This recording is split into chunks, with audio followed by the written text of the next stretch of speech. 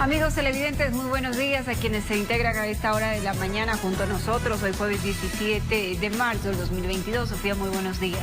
Dianita, querida, amigos, muy buenos días. Bienvenidos a la emisión del primer informativo. Siempre Televicentro presto para llevar la información de primera mano hasta sus hogares. Claro que sí, inmediatamente vamos a hacer una revisión por el comercio impreso. Veamos cuáles son sus principales titulares, amigos televidentes.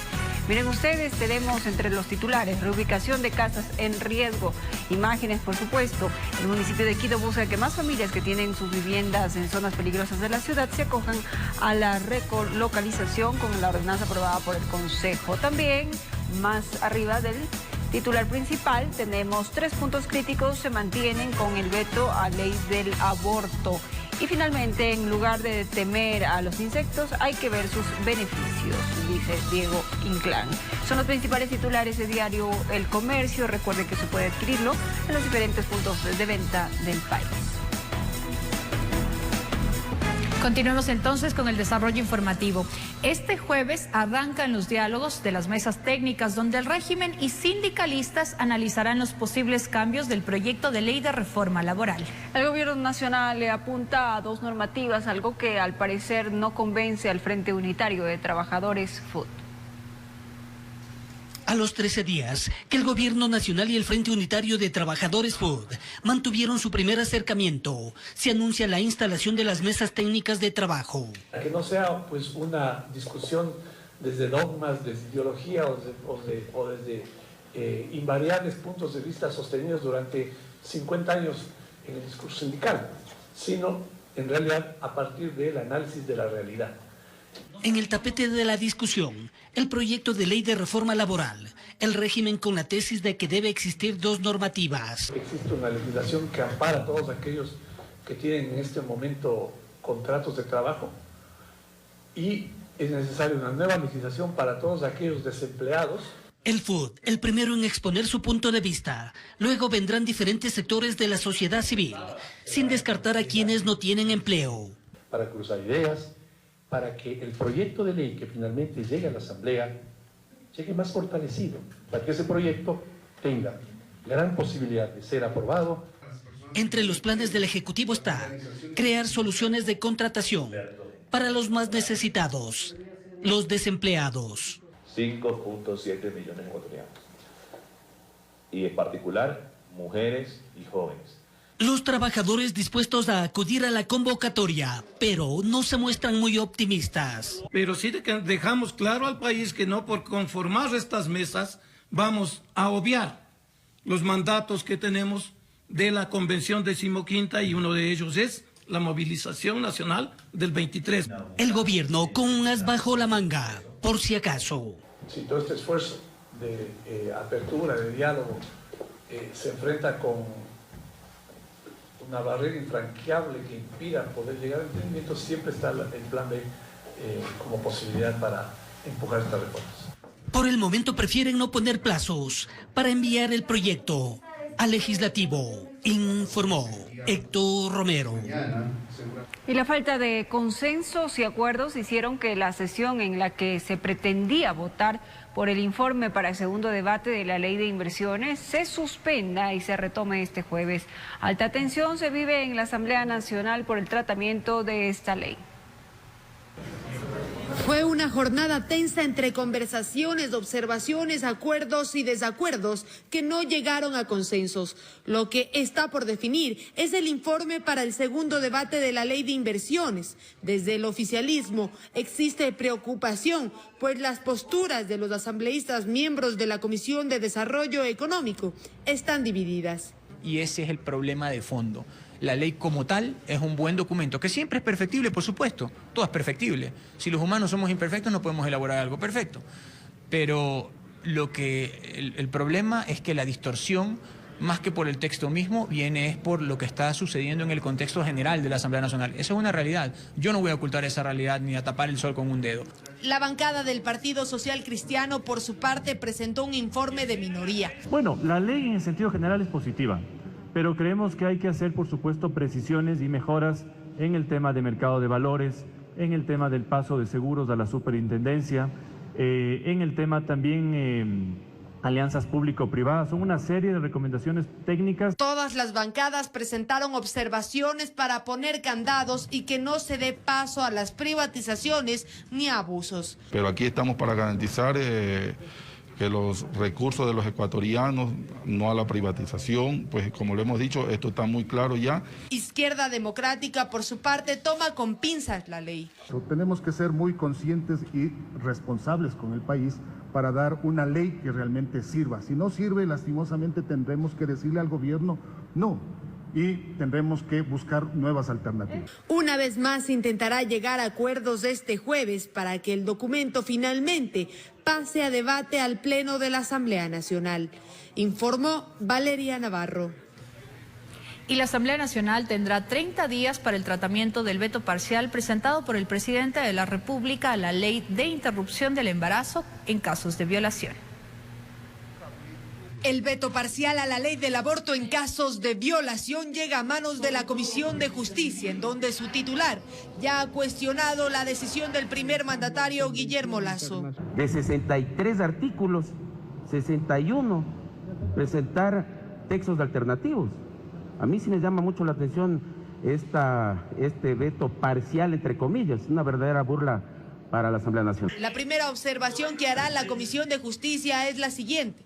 Si el presidente Guillermo Lasso en su veto está haciendo un análisis si nuestro proyecto de ley es constitucional o no, o algún artículo, eso no lo tiene que resolver la Asamblea Nacional, sino lo tiene que resolver la Corte Constitucional. Si no topa temas de constitucionalidad, pues entonces la Comisión de Justicia tendrá que hacer un informe no vinculante en el que podamos ratificarnos o allanarnos en ciertos artículos. A la Asamblea Nacional le quedan dos caminos: acoger la propuesta del gobierno para la que se necesitan 70 votos o ratificarse en el proyecto inicial para la cual requerirán 92 votos. El presidente propuso en su veto que en cualquiera de los casos, sea niña o mujer, de la ruralidad o del sector urbano, el aborto pueda efectuarse solo hasta las 12 semanas de gestación, algo que genera posturas divididas. El plazo que ha presentado el presidente de la República es el plazo razonable, aceptado por la OMC. Totalmente firmes en las 18 semanas para nuestras niñas. El veto presidencial también sugiere que para que una víctima de violación pueda abortar, necesita presentar una declaración juramentada. Si esta es menor de edad, deberá hacerlo el representante legal siempre y cuando este no sea el abusador. Una niña que no tiene ni siquiera el acompañamiento y respaldo por sus padres, porque son ellos quienes incluso han cometido esos actos violentos y han encubierto incluso a los violadores, ¿va a ir a una fiscalía? ¿Va a ir a denunciar con un fiscal? ¿Va a ir a esperar una larga cola para que un secretario quiera atenderle una denuncia? Acuérdense que cuando hay una violación no solamente se necesita de las pruebas técnicas, se necesita también la confrontación de la declaración de la víctima y, si es posible, de testigos. Resolver esto es complejo, pues las posturas en la Asamblea Nacional están divididas, informó Valeria Navarro. Y las reacciones a la objeción parcial que el Ejecutivo envió sobre la ley de interrupción del embarazo en casos de violación son diversas. Organizaciones sociales señalan que igualar los plazos de la interrupción del embarazo sin tomar grupos desconocería el contexto social y las limitaciones que las mujeres de la ruralidad y menores de edad tienen en su entorno. Las 61 observaciones que el presidente envió a la Asamblea Nacional sobre la ley que regula la interrupción del embarazo en casos de violación no dejó muy contentas a las organizaciones sociales feministas. Explican que se dejaría de lado la situación de vulnerabilidad que las mujeres menores de edad y de la ruralidad viven por su contexto social, al equiparar los plazos de la interrupción del embarazo a 12 semanas para todos los casos. Son mujeres que, siendo violadas, muy probablemente van a tener más dificultades de darse cuenta, sobre todo las niñas, de que están embarazadas, y las mujeres de la ruralidad porque están lejos de servicios de salud que las puedan atender rápidamente. Que la postura del Ejecutivo, dicen los grupos feministas, no estaría basada en la realidad que viven en el territorio.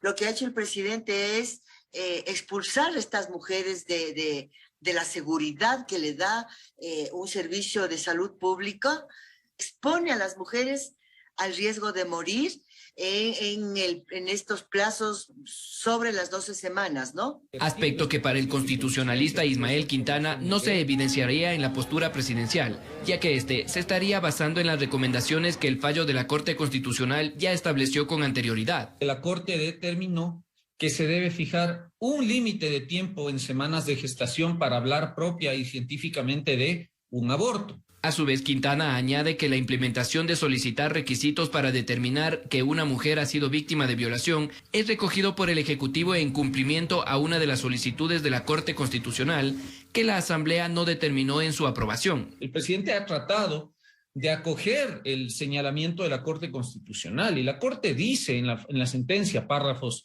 194 a 196, debe haber requisitos. En cuanto a la objeción de conciencia desde los movimientos de mujeres, dicen que esto podría ser usado como una oportunidad para negar la atención a las mujeres. Si bien es cierto, la objeción de conciencia es un derecho constitucional siempre y cuando no afecte a terceros. Disyuntivas que ahora quedan en manos de la Asamblea Nacional, que en un plazo de 30 días podría considerar o no las observaciones planteadas.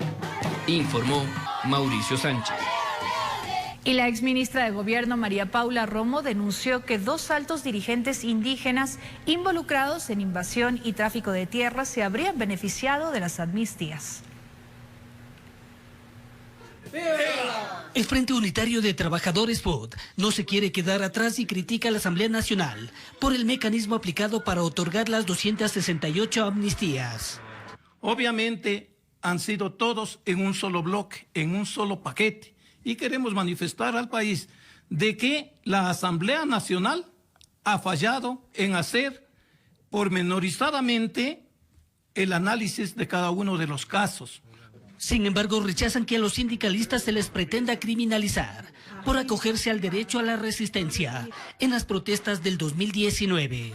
Se quiere reducir el derecho a la amnistía para afectar a los dirigentes sindicales, a los luchadores sociales, como secuestradores, criminales, y que hemos destruido la capital de los ecuatorianos. Vía telefónica en entrevista a un medio de comunicación radial, la exministra de Gobierno María Paula Romo recordó que no se trató de simples reclamos. Para Quito, la experiencia fue especialmente dolorosa porque se organizaron turbas, violentas, con palos, bloqueos en cualquier esquina. La gente estaba aterrorizada, le prendieron fuego a un canal de televisión, usaron una noche un tanque de gas como si fuera un explosivo. La lista es larguísima. Mónica y Kelly, 2 mujeres en Quito, murieron porque su casa fue quemada por los manifestantes. Para la exsecretaria de Estado no es dable que de las 268 amnistías solo 60 estén relacionadas a octubre del 2019. Esto habría servido para esconder una lista de delitos y perdones para amigos, citados casos de invasión y tráfico de tierras que involucraría altos dirigentes indígenas. El uno del señor Vargas en la Amazonía, el caso de la hacienda Tezulay, con sentencia condenatoria en última instancia, incluso con una orden de que ya se desalojen a los ocupantes ilegales. El otro, un caso en Cotopaxi, en donde quien es uno de los responsables y sentenciados por este caso de invasión, de ocupación ilegal, es el señor Leonidas Sisa. En ese caso también hay sentencia condenatoria en primera instancia. Estos casos están escondidos detrás de las amnistías. Informó Héctor Romero. La Unión Nacional de Educadores anuncia protestas este jueves y viernes por la equiparación salarial. Esto luego de que el presidente criticara la ley aprobada por la Asamblea que permitía dicho incremento.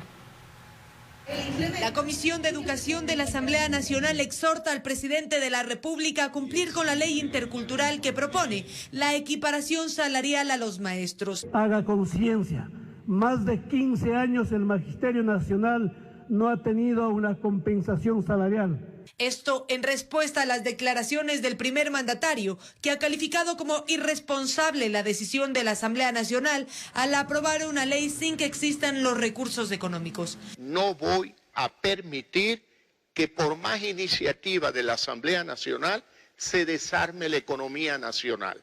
Con mucho gusto me sentaré con los maestros, sector importante de la sociedad ecuatoriana, pero no podemos aceptar esta populista e irresponsable propuesta de los asambleístas, que por un lado ellos deciden aumentar el gasto sin financiamiento y por otro lado quieren reducir el financiamiento del Estado eliminando impuestos. La ley propone que para equiparar los sueldos de los profesores se usen los recursos generados por el petróleo, algo que Guillermo Lasso ve poco viable, pues el petróleo es un ingreso no permanente.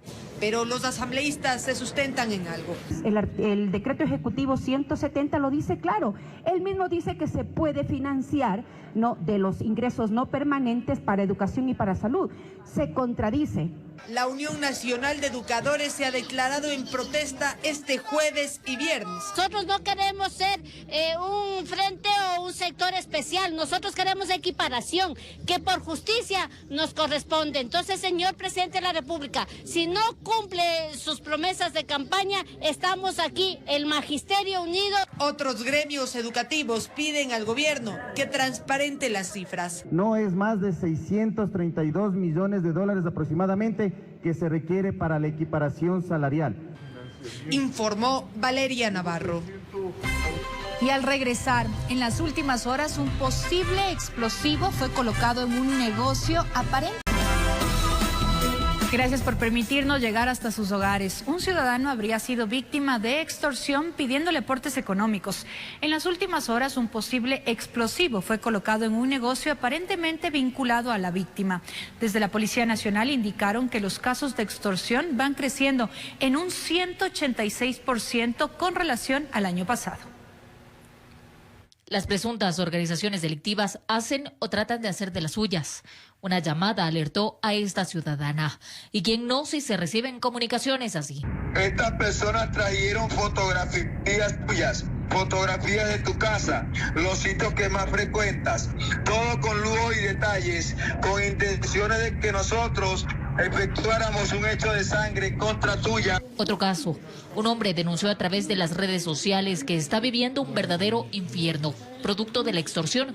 Querer que pague por vivir tranquilo, pagar por la vida de mi hija, de mi familia. Conversamos con él. Efectivamente, le pidieron una colaboración económica. Pero me escribieron a pedirme que me iban a pedir dinero. Nunca me dieron la cantidad, pero tampoco nunca les pregunté cuánto. En los últimos días, el local comercial de una de sus familiares fue asaltado. Hasta allí llegaron los desconocidos. Escucharon cómo dijeron, la próxima vendremos a matarla, dígale que vamos a venir a matar. De hecho, mientras realizábamos este reportaje, se nos comunicó que dejaron en un negocio supuestamente vinculado a él lo que parece ser un artefacto explosivo. Aparentemente es una tipo granada con masqui y una mecha. Conversamos sobre estos casos con la policía. Efectivamente, las extorsiones se han incrementado en el país. El año pasado se tuvo un total de 187 casos. Hablando en cifras, tenemos en este año 535 casos de extorsión. Ahora que señala que de la gran mayoría de casos de extorsiones, pocos se materializan y hace una recomendación. El momento en que usted cede a este accionar extorsivo va a dar la pauta para que a futuro le sigan volviendo a pedir el dinero. Por eso hay que denunciar, tomar contacto con la Fiscalía y con los encargados de la Policía de Extorsión, que es la UNACE. Alain Luna, jefe de la Policía Judicial, hace un llamado a la ciudadanía a ser muy cuidadosos con la información que se sube a través de las redes sociales, porque estas supuestas organizaciones se valen de eso para amedrentar. Informó Marilyn Jaramillo. Y la policía presentó en Guayaquil 49 armas decomisadas en varios procedimientos en los que estaban involucrados adolescentes infractores. Las evidencias serán entregadas a las Fuerzas Armadas para su destrucción. Según la DINAPEN de la zona 8, en lo que va del año, 40 menores enfrentan juicios por varias causas. Utilizadas en no pocos hechos delictivos. Son las armas que estaban en manos de adolescentes infractores. 49. Entre pistolas y demás. Las armas que van a ser entregadas y que ustedes pueden visualizar en la parte de afuera son 9 pistolas, 10 revólveres y 10 cartucheras. Según la DINAPEN de la zona 8, todas las armas pasaron por las pericias de criminalística. Para ver si es que fue o no empleada en algún tipo de sicariato o en algún otro evento delictivo. Esa información pasa a la Fiscalía y a las unidades investigativas que tienen los casos para proceder a las detenciones o las vinculaciones de ser el caso. En 2021, 1.385 adolescentes fueron intervenidos. En lo que va del año se han efectuado 131 operativos que permitieron el abordaje de 413 menores. Y se recuperaron, se han hecho regresar a su hogar a 110 niñas, niños y adolescentes en situación de riesgo. Y menores implicados en delitos, tenemos un registro de 40 infractores de la ley menores de edad. Los delitos prevalecientes, precisa el capitán de DINAPEN: asaltos y tenencia ilegal de armas. Con cámara de Juan Bustamante, informó Jorge Escobar. Y en el centro de la ciudad de Esmeraldas, varios amigos que se encontraban reunidos en una esquina fueron blanco de un atentado criminal. 3 personas resultaron heridas con armas de fuego. La policía levantó 26 indicios balísticos. Los pistoleros llegaron hasta la esquina de las calles Paraguay y Uruguay, centro de la ciudad de Esmeraldas. En el sitio sorprendieron a todos, acabando de forma abrupta con la camaradería y risas. Las balas alcanzaron a 3 amigos. La policía investiga si se trató de un amedrentamiento o los heridos corrieron con suerte. Tenemos identificado que estaba un vehículo y 2 motocicletas. Estaban circulando por esos lugares y el uso de armas en contra de estas personas. Para el coronel Pablo Ramos, comandante de la subzona Esmeraldas subrogante, los hechos responderían a una retaliación por el trabajo policial. Días atrás fueron detenidos 12 presuntos integrantes de una organización delictiva y un laboratorio de procesamiento de droga fue destruido. Ante las acciones existe una reacción. Hay que recordarles que la semana anterior tuvimos 2 operativos de impacto. De los 3 heridos, 2 cuentan con antecedentes, aunque no se confirmó las víctimas habrían estado amenazadas. La policía indicó que los afectados se recuperan favorablemente y que todo respondería a una disputa de poder entre grupos delictivos organizados. Se identificaron 35 indicios balísticos. Producto de esto tuvimos 3 personas heridas. Únicamente existía lesiones en extremidades. Al parecer, por la provincia verde están a la orden del día balaceras, extorsiones, sicariatos, entre otros delitos. La comunidad está preocupada y asustada. Este tipo de panfletos se regaron en el sector de La Propicia. Ofrecen protección a cambio de dinero. Todo lo que tengan que ver con la inseguridad o la seguridad de esta provincia que se una. Es la única forma. No cada uno pelee por su lado. Y el negocio no está permitiendo que no hay quien para esto. Por todos estos hechos, la provincia de Esmeraldas está entre una de las más violentas del país. En Quito informó Iván Casamen.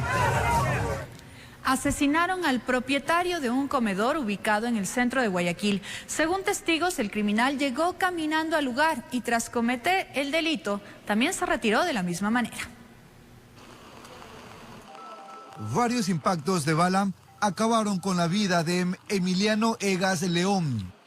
Al momento del crimen, el hombre se encontraba atendiendo su local de comidas, ubicado en las calles Colombia y José Mascote, sur de Guayaquil. La víctima de 40 años aproximadamente, el victimario una persona afrodescendiente con textura gruesa. De acuerdo a los indicios aquí en la escena, la persona, el victimario, lo hizo con un arma de fuego tipo revólver. Peritos de la Policía Nacional llegaron hasta el sitio para iniciar las investigaciones. Aparentemente estaba amenazado. No tenemos datos de eso. La cónyuge manifiesta que no tenía ningún antecedente, ninguna deuda con nadie.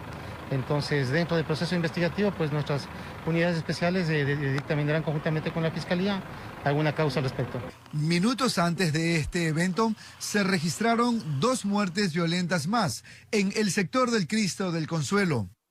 Se informó que una de las víctimas se encontraba en un auto, la otra iba a pie, y que los sicarios huyeron en una motocicleta. El espacio es extenso, se presume igual por algún tipo de situaciones de narcotráfico posiblemente. Estamos pendientes de lo que las unidades investigativas hagan al respecto.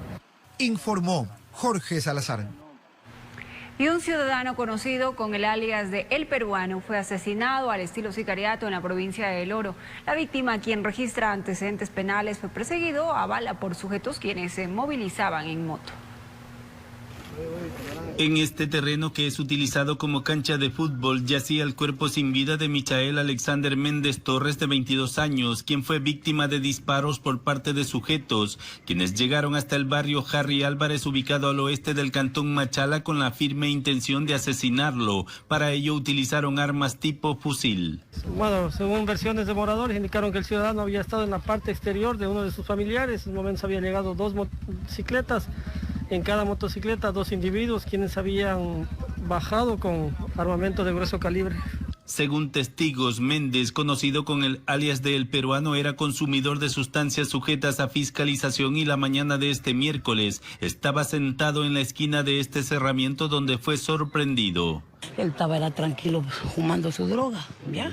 Y ahí vienen al respeto que lo cogen a él. De ahí nada más malo, porque nada más malo se le veía a él. Un muchacho tranquilo, consumidor. Un consumidor, sí, consumía bastante su droga y su bebida, nada más. A pocas cuadras de este barrio, la tarde y noche del martes último, se registraron 2 muertes violentas en la persona de Brian Paul Tello Macías, de 23 años, y John Jairo Chica Guerrero, de 18. Se presume que en una de estas muertes estuvo involucrado El Peruano. Bueno, estamos todavía manejando algunas hipótesis, algunas líneas investigativas, y tenemos que confirmar si tienen alguna relación con las muertes vinculadas en días anteriores. El occiso registraba 6 procesos judiciales, 3 por robo, tenencia de armas de fuego, intimidación y tráfico de sustancias sujetas a fiscalización. La ciudadanía se encuentra alarmada ante estas muertes bajo la modalidad de sicariato, que a decir de las autoridades se debe a disputa de territorio entre 2 bandas delictivas por la venta de drogas.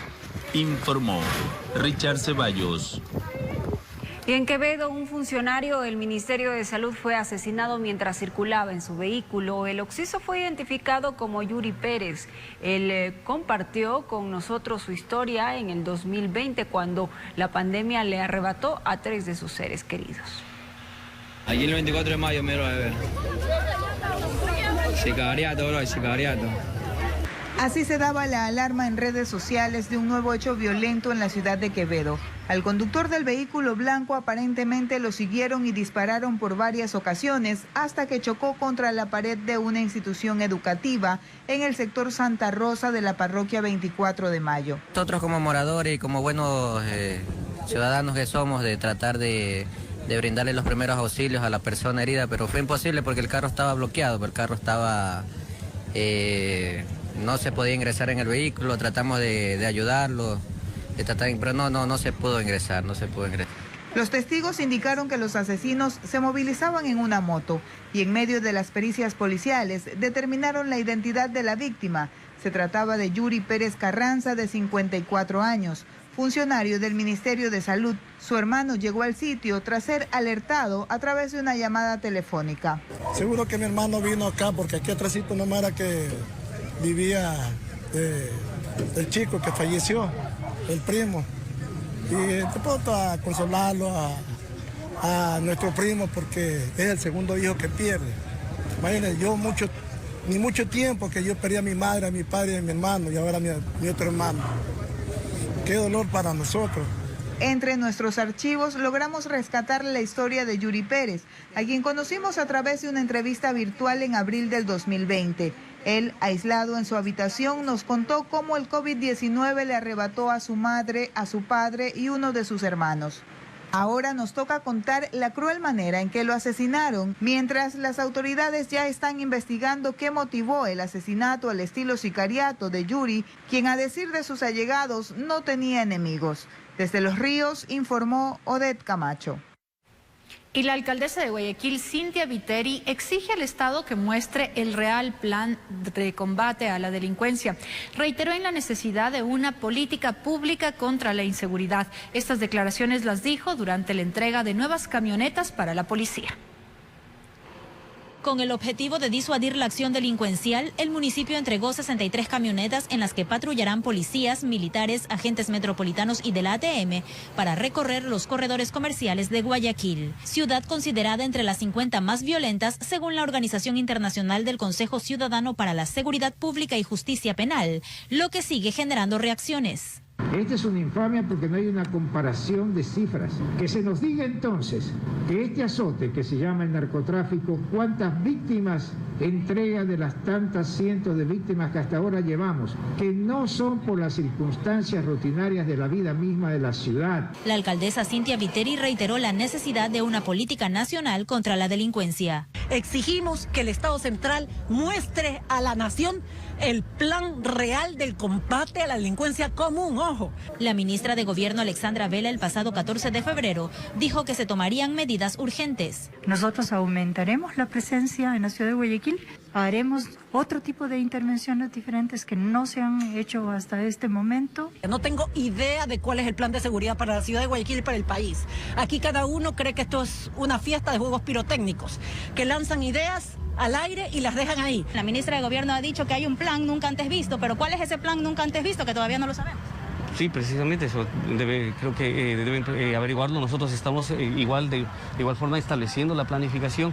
El día de mañana viene precisamente la señora ministra, mi comandante general, y para presentar justo el compromiso por la seguridad.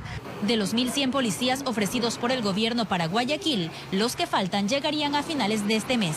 Yo estimo que faltan todavía unos 300 que entiendo van a llegar en próximos días. Un plan no es mandar 1.000 policías más a una ciudad, ojo, que se convierten básicamente en 200 por turno. Eso no es un plan. Un plan es qué va a hacer, cómo va a dividir la ciudad, con qué personal, con qué vehículos, con qué herramientas, cómo está diseñado el plan para poder combatir a ladrones, violadores, secuestradores y asesinos. La policía confirmó que ya se asignaron los $9 millones para la seguridad en la ciudad. Para nosotros poder gastar esos 9 millones necesitamos tener un proyecto de gasto para que los ecuatorianos sepan que cada centavo que le entreguen a la Policía Nacional va a ser correctamente gastado para la seguridad. Informó Roselena Vasconés. Y al regresar, Omicron BA.2 en Ecuador podría retrasar el no uso.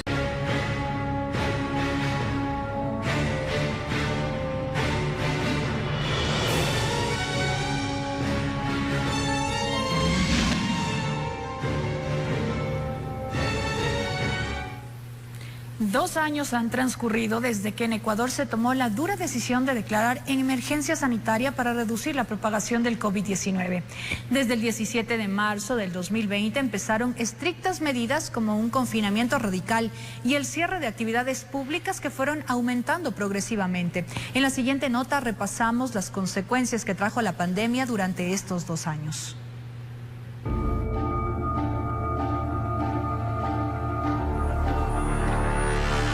Era una realidad que a finales de 2019 se veía lejana, cuando de pronto este virus aún desconocido fue alertado aquel 29 de febrero aquí en el país. Y hoy tenemos que informar que tenemos el primer caso confirmado de coronavirus en el Ecuador. Se trataba de una paciente que ingresó al país un 14 de febrero del 2020. Llegó desde España. Es ahí cuando se creó un cerco epidemiológico para evitar que el virus avance. No obstante, pasaron solo días y la paciente cero junto con su hermana fallecieron. Es entonces que estas escenas causan conmoción. Ecuador de pronto empieza a sonar en noticieros internacionales, pero empieza a sonar como un país en donde las medicinas de insumos médicos escaseaban. Y eso no era lo peor. El número de contagios y fallecidos para marzo del 2020 aumentan considerablemente, al punto de observar esto: cadáveres en las calles, muertos dentro de las casas, cadenas nacionales una y otra vez que anunciaban cifras escalofriantes. Es entonces que Ecuador pasa de esto a esto. Calles completamente vacías, negocios cerrados y las casas eran el amparo para los más de 17 millones de ecuatorianos. Esto porque aquel 16 de marzo del 2020, el expresidente de la República, Lenín Moreno, hizo un anuncio que pensábamos duraría unos días o a lo mucho semanas. Declarar toque de queda a partir de hoy y durante 15 días, vigente desde las 10 de la noche hasta las 4 de la mañana. Pero no, esta medida se extendía cada vez más. A medida que todo se iba complicando, primero se hablaba de decenas, luego eran cientos, y ya era común decir que en Ecuador los casos aumentaban de 1000 en 1000. La desesperación de las autoridades hizo que se tomen medidas que pusieron en tensión el ambiente político. Por ejemplo, aquel 18 de marzo, cuando la alcaldesa de Guayaquil, Cynthia Viteri, ordenó que se cierre la pista del aeropuerto José Joaquín de Olmedo para evitar que aterrice un vuelo procedente de Europa. Esto provocó angustia en los pasajeros que en Guayaquil esperaban el avión de regreso a sus países.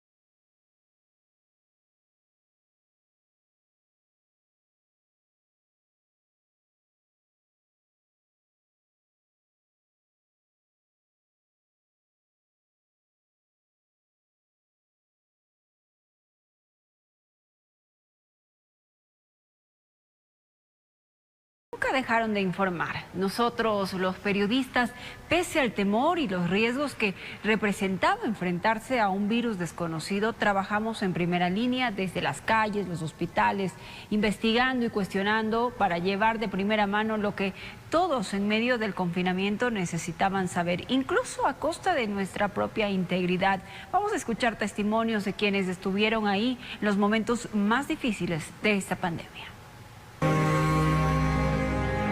La pandemia cambió la forma de vivir en todo el mundo. Las profesiones se trasladaron a la virtualidad con pocas excepciones.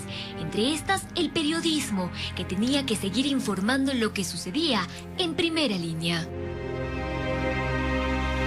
Y creo que la responsabilidad periodística, eso que llevamos en la sangre, en ese momento reaccionamos. En una emergencia los periodistas tenemos como un sentimiento adentro que te hace sacar fuerza, sacar valor en momentos difíciles. Todos tenían miedo y me parece que fue lo más duro poder sopesar el trabajo antes del temor propio y lograr enfrentar esa pandemia, pero sin embargo siempre ese espíritu por informar, ¿no? El temor no era personal, era por las familias que están detrás de cada profesional de la comunicación. Yo cuando llegaba a casa, pues lo que hacía era aislarme de mis familiares. Tuve muchos sentimientos encontrados, tengo una hija pequeña y ese era mi mayor miedo, el contagiarme, contagiar a mi familia. Yo pasé una situación personal muy complicada con el fallecimiento de mi padre en ese momento y semana siguiente fue el confinamiento. Yo tenía miedo de tener otra doble pérdida, de contagiar a mi madre, por ejemplo, pero mi responsabilidad periodística me hacía que tenía que estar ahí.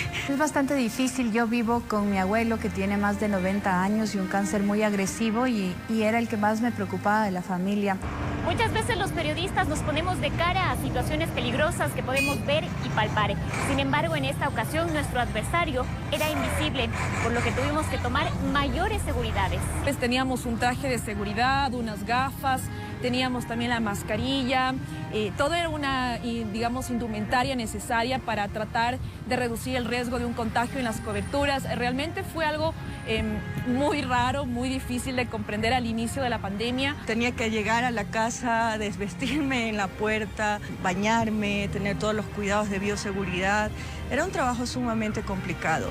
Pese a los cuidados extremos, pasó lo que tanto se temía. Yo me contagié de COVID hace un año más o menos y tenía muchísimo miedo porque en ese entonces el plan de vacunación no avanzaba. Entonces yo no estaba vacunada y me contagié y tenía muchísimo miedo pues de todas las cosas que vi. Y poco a poco iban cayendo algunos periodistas y los nervios también te llegan. Sin embargo, logramos salir adelante. En medio de este virus que cada día le arrancaba a las familias hijos, hermanos, padres y abuelos, y en nuestro afán por seguir informando evidenciamos otra realidad, la necesidad. Fue entonces que nació TVC Te Quiere a Salvo, una campaña para todos aquellos que necesitaban de nosotros.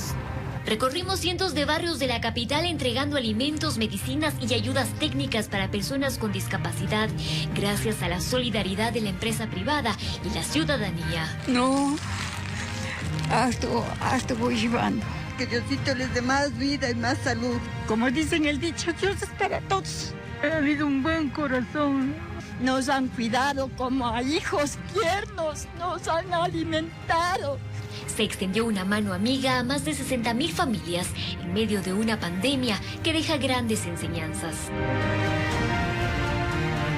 De amarnos más, de compartir más con la familia, también de ser más solidarios con la gente, con la ciudadanía.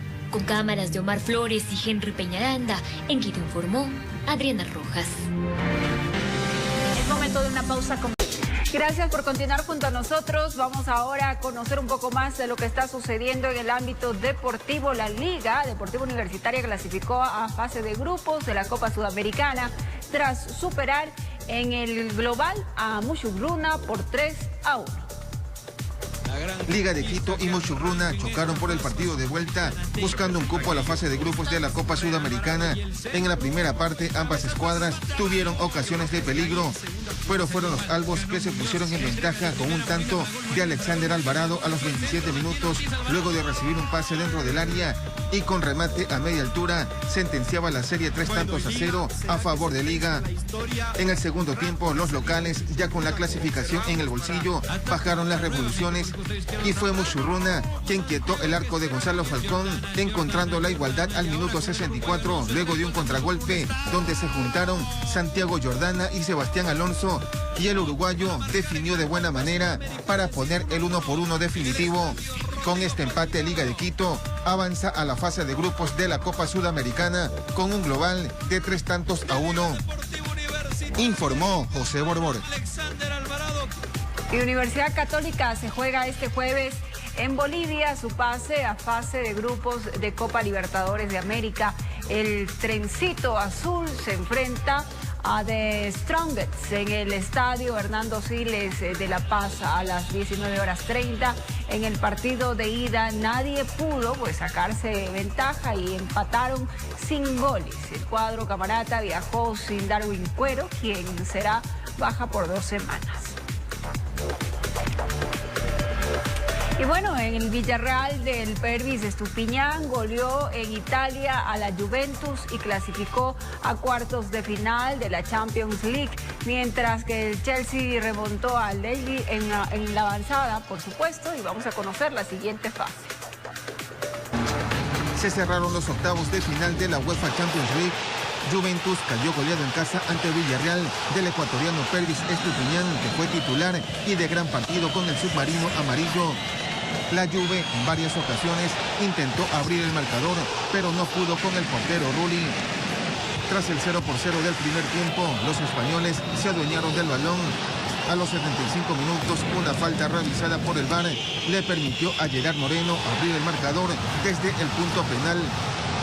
A los 84 minutos, Pau Torres, luego de un tiro de esquina, pescó el balón dentro del área y solo la tuvo que empujar para poner el 0-2 y la serie estaba prácticamente liquidada. Y a los 90 minutos, De Ligt metió mano en el área y Danjuma, desde los 12 pasos, anotó el 0-3 definitivo y la clasificación de Villarreal a los cuartos de final de la UEFA Champions League. Mientras que en el otro compromiso de la jornada, Chelsea le volvió a ganar a Lille y también estará en la siguiente fase. Burak Yilmaz de penal adelantó a los locales. Christian Pulisic en adicionales del primer tiempo, pase de Jorginho, marcaba el 1-1 parcial. Y el español César Azpilicueta marcó el 1-2 final. El sorteo de los cuartos de final será este viernes en Lyon, sede de la UEFA. Informó José Borbor. Y en temas internacionales, el expresidente de Honduras, Juan Orlando Hernández, podría ser extraditado a Estados Unidos luego de que la justicia de su país emitiera un dictamen de primera instancia que viabiliza la petición del gobierno norteamericano. ¿De qué se lo acusa? Le contamos enseguida. La justicia hondureña emitió un fallo de primera instancia en el que aprueba la extradición a Estados Unidos del expresidente Juan Orlando Hernández. Un tribunal de New York habría solicitado al líder conservador para procesarlo por tráfico internacional de drogas. La justicia de Estados Unidos acusa a Hernández de comercializar más de 500,000 kilos de cocaína a través de su país en el 2004. De hecho, el hermano del expresidente ya se encuentra recluido en una cárcel de Nueva York, sentenciado a cadena perpetua por el delito de narcotráfico.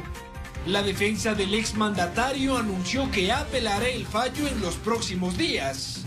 Además, en las afueras de la Corte de Justicia de Tegucigalpa, decenas de simpatizantes del Partido Conservador se reunieron para expresar su apoyo a Hernández. Darle todo el apoyo a lo que es al presidente Juan Orlando Hernández y decirle que no está solo, que la base de su partido aquí está, que la gente que le tiene mucho cariño aquí está y aquí seguiremos. De ser extraditado, el expresidente hondureño podría enfrentar cadena perpetua, al igual que su hermano. Informó Álvaro Terán. Y en el estado de Michoacán, en México, asesinaron a un periodista quien habría sido investigado por crímenes relacionados con los cárteles narcodelictivos que operan en la zona. En lo que va del año se registran 8 reporteros baleados en ese país. Debido a ello, miles de personas de distintas ciudades protestaron por los elevados índices de inseguridad y violencia. Además, exigieron el respeto a la libertad de expresión.